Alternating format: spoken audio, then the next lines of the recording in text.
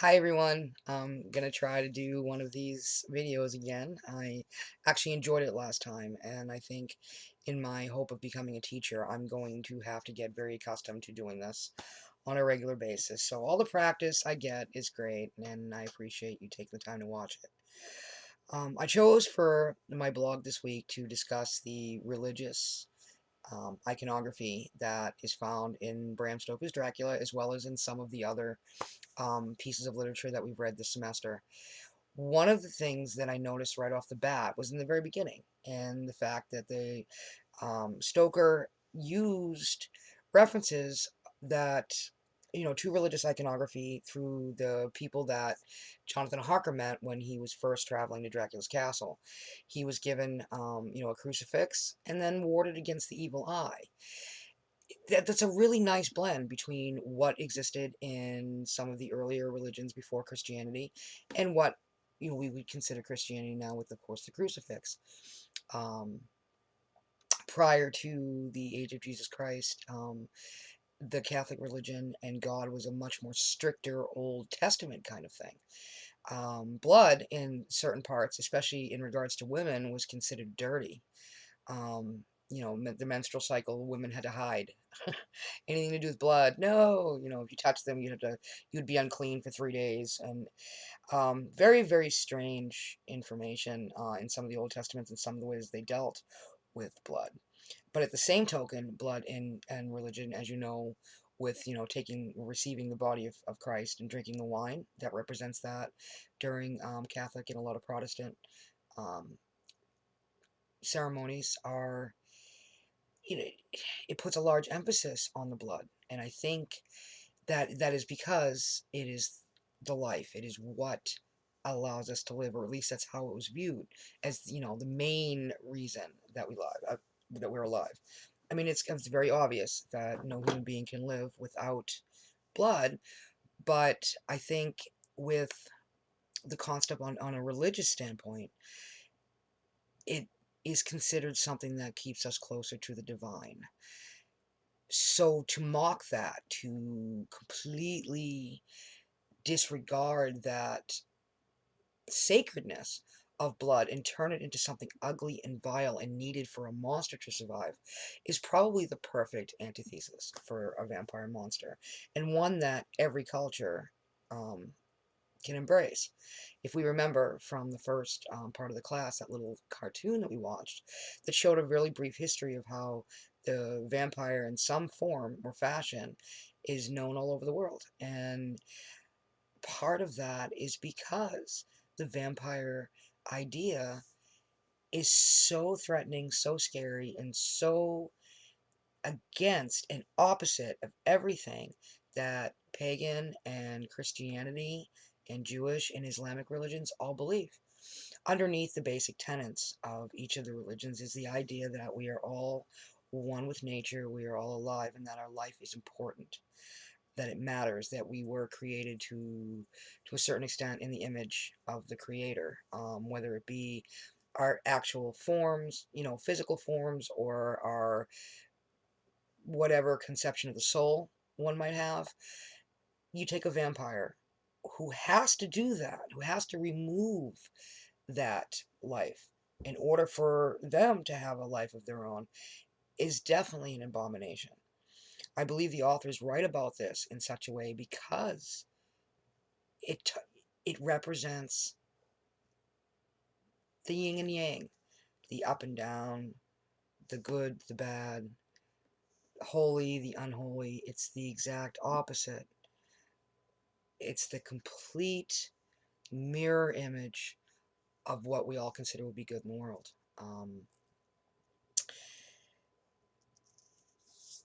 No one during Dracula, when they were talking with Mr. Harker, really ever said the name vampire. They never said, hey, don't go to that castle, vampire's going to get you. They never talk about it. I found this really interesting on the point of religious iconography, because even though there's no symbol here, the very essence of evil that the vampire represents is almost a taboo subject, as if the people have no right to venture the name that if they do, somehow the monster would become aware of their existence. I was reminded of the Kabbalah practices and beliefs of Judaism, as well as the Catholic um, rite of exorcism. These are not well-known subjects. People hear of them. There's some movies. Hollywood has done some things to um, bring these practices more into the public eye. But in all actuality, these were very highly ritualistic, very serious religious practices that pertain to what they believed as the ultimate evil, and were not talked about. Were not taught very openly. It was a very, very closed group, as if the information that these practices contained were so powerful, were so beyond mortal thought, that only very, very few who were well trained in practice were able to have this knowledge. So the fact that the vampire was never talked about with Jonathan Harker really makes me believe that in itself that's a parody of that part of the religion. That it's a similarity between the goodness of the church and the evil of a vampire that they share on the premise again on how ultimately personal that this is to people. Almost everyone that I know has a different set of opinions and ideas regarding religion, regarding what they believe, how they handle it, the ins and outs, the ups and downs. It can be a very convoluted and very difficult subject. You have a holy circle, which I thought was very interesting in Dracula, because most of the time circles are actually um, more in tune with pagan practices than they are with Catholicism or any type of Christianity that I'm aware of. No ceremonies that I know of really involve circles, but yet the holy circle, as made by Van Helsing around he and Mina to protect against the vampire woman, was done with materials, the body of Christ, that were considered and believed to be true relics of God, and all aspects of God. One of the other things you have to look at in religious iconography, especially or when it's written of or even hinted about in literature, is how it is such a personal thing that you can only allude to it in certain aspects. No one really ever comes out and says this is the way. I know Van Helsing talked very strongly near the end of the book on how, as they were chasing Dracula and getting ready and formulating their plans, of how, steps had to be followed, things had to be taken, reading in the folklore, and that vampires were an actual part of human existence. He did that with almost a deep reverence for the mythology um, around the vampire legends that he learned from, and that he followed the advice in these ancient things. And that also is another kind of allusion to the pagan philosophies and mythologies and how they all really do blend together, and that all religions kind of do have these same base tenets about themselves regarding good and evil.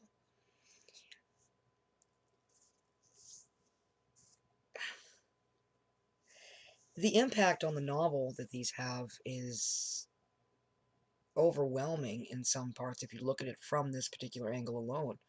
Because, on one hand, it shows you unity between humanity and different aspects of society based on these fundamental core beliefs and fears against the vampire and beliefs in the mythology of the vampire.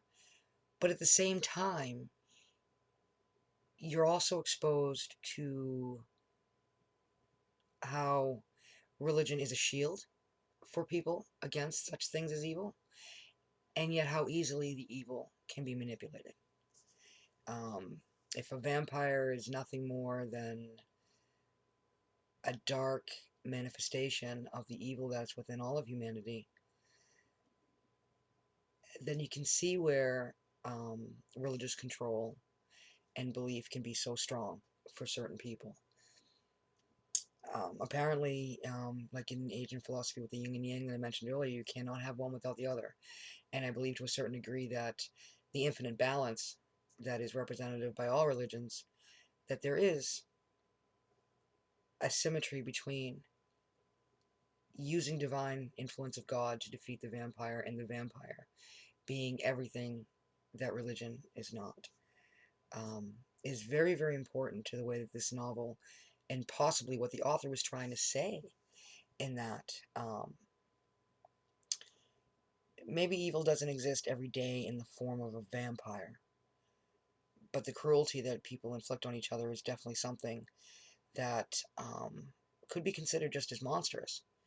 And as you notice in some of the novel too, um, there's almost, it's not just this, the idea of the disbelief that everybody obviously would have shown in regards to the stories that Jonathan Hacker had about his experiences in the castle with Dracula, or uh, what happened with Lucy and how they experienced that.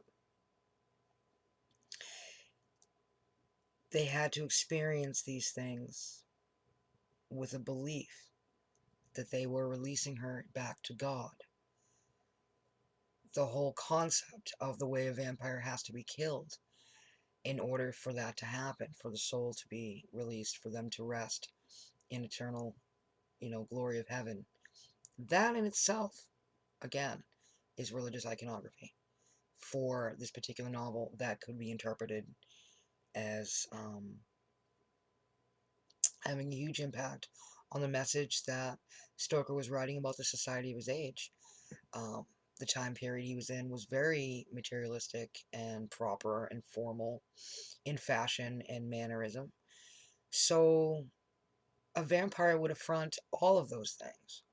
A vampire, although able to put on the facade of manners and class and aristocracy, if you will, they do so for very malignant and terrible purposes, which again is a corruption of the very attributes of humanity that can be associated to religion and living a religious life, or at least living yourself by the tenets of behavior that religious dictates. Eye for an eye, do unto others as they will do to you. Um, I noticed in the Gayor by Lord Byron, that being taken place in an Islamic region, there were still references to the evil eye. Another interesting point to talk about with this is the use of garlic, which actually has been found in archaeological evidence to have been known and well loved in Egypt. And it was still, even way back then, used as talismans against the evil eye. So I cannot get over the different characteristics of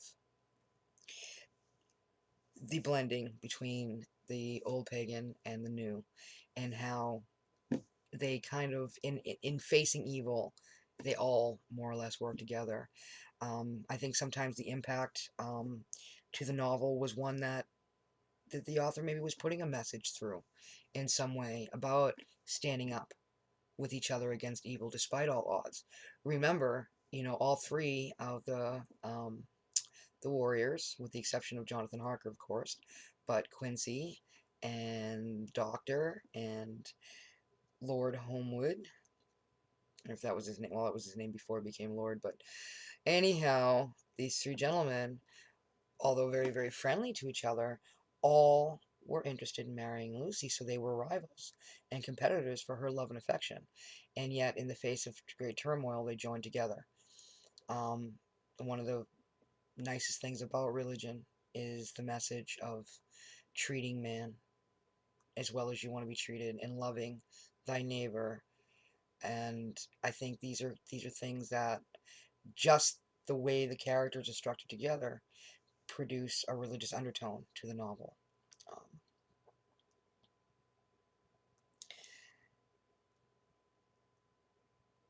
I remember a section in I Am Legend where I believe it was the Torah, that Cortman was repelled by.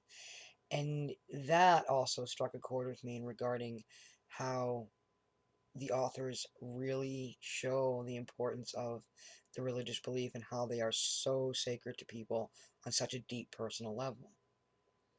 He chooses to follow that religion, therefore everything associated with that religion is the good that the vampire can no longer have in their life.